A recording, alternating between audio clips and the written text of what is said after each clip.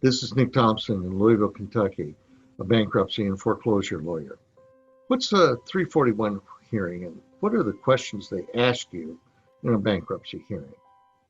At a 341 hearing, that's not room 341, that's the section of the code that requires you to appear and answer questions by the trustee and any of your creditors that choose to appear.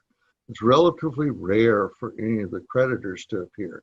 But the trustee has got a job. He has to appear and make sure that your bankruptcy petition is full, complete, and it's not confusing, doesn't have any errors to it. Essentially, a bankruptcy petition is two parts of a simple financial statement. It is your budget. This is the income that I've got coming in and going out. It's also a list of what your assets and what your debts are. And quite often, an experienced attorney may not be able to put together one that is complete and accurate. And sometimes clients are confused, and it's a troubling time in their lives that they're going through. Under stress, they forget assets, or they forget income, or they forget certain debts. It's important to know that here, at least in Kentucky and in the 6th District, if you forget a debt in a Chapter 7 bankruptcy that's a no asset bankruptcy, that debt is discharged anyway.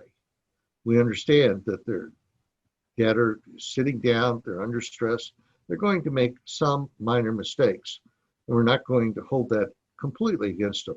At the same time, the petition needs to be as accurate as it can possibly be. The trustee himself is only paid about $60 or $70 in the year 2020 for looking over the petition and making sure it's accurate. So he is interested in going through the questions and asking them as quickly as he can and getting on to the next case. If you do not have an accurate, complete, and clear, easy to understand petition, then it causes him additional time. If you resist him and you fight against him, that also costs him additional time. And what he's going to eventually do is just look closer and closer at the petition, dig deeper and deeper. And it's something that you're not going to enjoy. The questions are on our website. The questions are quite often very simple. They're simple questions like, what is the value of your car? Did you determine the value of it? What's the value of your house? Do you have any additional income, any additional sources? They may ask you, okay, do you have any other cars or any other bank accounts? These are questions searching for assets.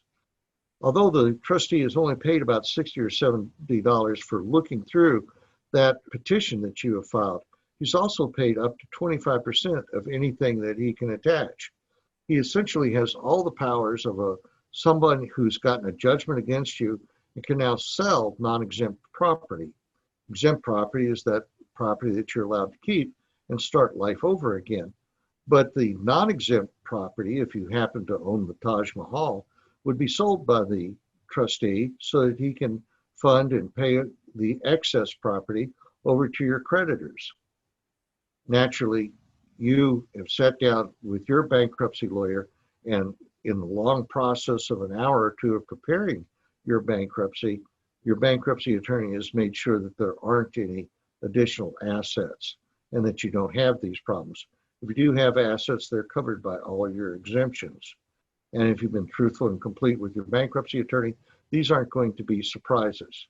It's a stressful period of time to sit down there in front of the trustee and be asked these questions. And it's understandable that you're going to be under a little bit of stress. But it should be a very simple process. You simply come to court, take along with you your driver's license or government photo ID, and your social security card or proof of your social security. These will be some of the first things that you're asked by the trustee and that you have to present to them. If you're doing this during the COVID virus period of time, it may be that your petition and your hearing is being done telephonically, or it's being done by Zoom or some other teleconference. This is the easiest hearing you'll probably ever have to go through if you've taken the time to prepare your bankruptcy properly. Usually it takes an hour or two with an experienced attorney. You shouldn't be handed off to a paralegal or a secretary or a junior attorney You're paying the money for this, and you need this level of expertise when you prepare your bankruptcy petition so that you don't have unfortunate surprises later on. Before you go to your hearing, be sure to take your second class. Quite often, people forget to take that second class. And when they forget to take that second class, it could be that your case closes without the discharge because the court cannot issue that discharge unless you've taken that second class. This is Nick Thompson. Be sure to pick up the phone and call our office. I'm happy to sit down with you and go through up to 2 hours to prepare your bankruptcy and to go through planning what needs to be done in your particular case, whether it's you or whether it happens to be somebody else that you know. Our number is 625-0905. Pick up the phone. Thank you.